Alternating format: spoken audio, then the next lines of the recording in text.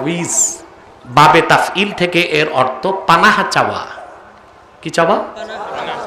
সুরক্ষা চাওয়া। কার কাছে? এটাকে বলে কি? তাবিজ। আপনি যদি আল্লাহর কালামকে লিখে শরীরে রাখেন, বুঝলেন, এটা তাবিজ। আল্লাহর কাছে পানাহ চাইলেন আল্লাহর কালাম দিয়ে, আল্লাহর কাছে পানাহ চাইলেন আল্লাহ, এটা জায়েজ। এটাকে বলে রুকিয়া শারঈয়া।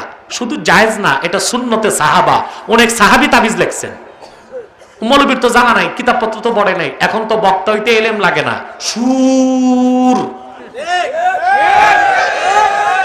থাকলেই বক্তা। ঠিক কিনা? সুর থাকলেই কিতাবপত্র তো পড়ে না। মিয়া সাহেব, ওয়াজ করা এত সহজ? আমি অদম এখনো তাফসির করতে যে 6টা 7টা কখনো 12 থেকে 14টা তাফসির দেখি, যেন আমার দ্বারা কোনো ভুল ওয়াজ না হয়, মানুষ যেন পথভ্রষ্ট না হয়। এখন বাংলাদেশ অধিকাংশ বক্তা বড় আলেম নাই তা না, অনেক বড় বড় আলেম আছে, কিন্তু মাঠে নাই। কোথায় নাই? কেউ মাদ্রাসায় আছে, কেউ খানকায় আছে।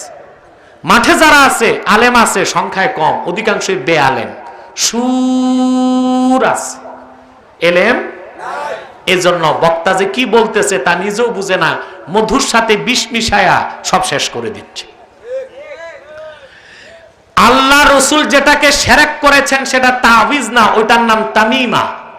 ওটার নাম কি? একটা দুইটা বেটা, অসংখ্য হাদিসে এসেছে রাসূলুল্লাহ বলেছেন, মান আল্লাকা তামিমাতান ফাকাদ আশরাক। যে তামিমা লটকাইলো সে শিরক করলো। মৌলবী তো বুঝেই নাই তামিমা কি আর তাবিজ কি।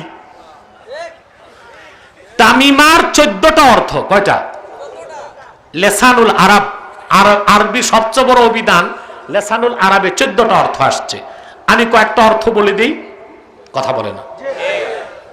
সুতা, ফিতা, নড়ি, কড়ি, জড়ি, বুটা, মৃত পশুর চামড়া, শিং, পায়ের খুর, তীরের ফলা, সকল জড় পদার্থ বরকতের জন্য, আরোগ্যের জন্য শরীরে লাগানো তামিমা এবং শিরক। রাসূলুল্লাহ সেটাকে নিষেধ করেছেন, কিন্তু কোরআন হাদিস থেকে যা লেখা হয় তাবিজ সেটা জায়েজ আছে, বরং অনেক সাহাবীর মতে সুন্নাত। এবার জবাব পাইছেন? তাফসিরুল কবির প্রথম খণ্ড বিসমিল্লাহির রহমানির রহিমের ব্যাখ্যায় এসেছে, রোম সম্রাটের নাম ছিল হেরকেল বাদশাহ। হেরকেল কি নাম? তার বাংলা নাম হলো হেরাক্লিয়াস। ইতিহাসে লিখছে কি নাম? ইংলিশে তারই নাম হারকিউলিক্স। একজনের 3 ভাষায় 3 নাম। আরবিতে হেরকেল, বাংলা ইতিহাসে আসছে হেরাক্লিয়াস, ইংলিশে হারকিউলিক্স। সে ছিল রোম বাদশাহ, রোমের বাদশাহ। তার মাথা ব্যথা। এখন রোমের বাদশাহ, তার তো কবিরাজ আর ডাক্তারের অভাব নেই, আছে? কথা বলে না। মাথা ব্যথা যায় না, তখন সে লোক পাঠাইছে হযরত ওমর রাদিয়াল্লাহু তাআলা আনহুর কাছে। সুবহানাল্লাহ কইবেন না? হযরত ওমর রাদিয়াল্লাহু তাআলা আনহু একটা টুপি পাঠিয়ে দিলেন। হাদিসে আসছে, ফাবাসা লাহু ওমরু রাদিয়াল্লাহু তাআলা আনহু কালানসুয়াতান। হযরত ওমর রোম সম্রাটের জন্য একটা টুপি পাঠিয়ে দিলেন। এই টুপি লাগাইলে তার মাথা ব্যথা চলে যেত, টুপি খুলে মাথা ব্যথা হতো। বাদশার জাগছে কৌতূহল যে আমার মাথা ব্যথা থাক আর না থাক, টুপির ভিতর কি আছে দেখব। টুপি খুলে দেখে ভিতরে লিখে দিয়েছেন হযরত ওমর বিসমিল্লাহির রহমানির রহিম। তাহলে তাবিজ হিসেবে শেফার জন্য কোরআন থেকে কিছু লিখে দেওয়া জায়েজ না না জায়েজ? শিরক না জায়েজ? শুধু জায়েজ না, সুন্নতে সাহাবা। বেটা মৌলবী কিতাব পড়া নাই, ফতুয়া মারো পাতালে। হযরত ওমরের কাজ আমাদের জন্য সুন্নাত। রাসূলুল্লাহ বলেছেন, আলাইকুম বিসুন্নতি ওয়া সুন্নাতিল খুলাফায়ে রাশিদিন আল মাহদিয়িন।